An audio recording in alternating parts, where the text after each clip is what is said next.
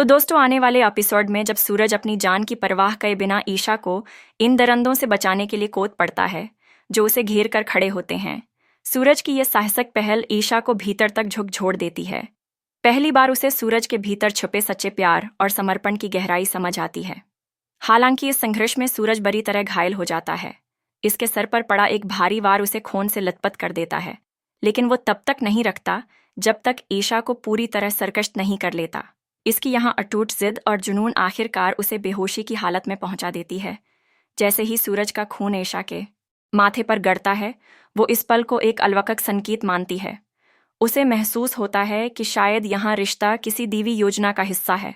शायद उसका जीवन सूरज के साथ ही जड़ा हुआ है। ईशा रोते हुए लेकिन मजबूत दिल के साथ सूरज को अस्पताल पहुंचाती है, जहां उसकी हालत गंभीर होती है। उस कठिन घड़ी में सूरज के सच्चे दोस्त भी मदद के लिए सामने आते हैं।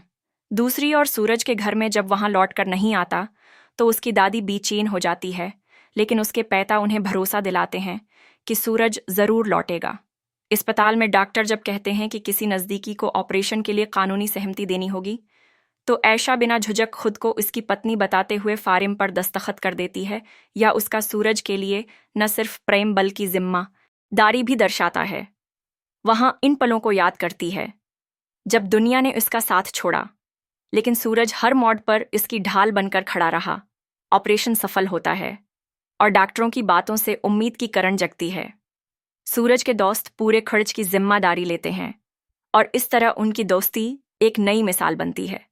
पर कहानी में असली तूफान तब आता है जब यहाँ सामने आता है कि यहाँ हमला पहले से रचा गया षड्यंत्र था, और इसके पीछे कोई और नहीं बल्कि ईशा का पता गुलाब सिंह था।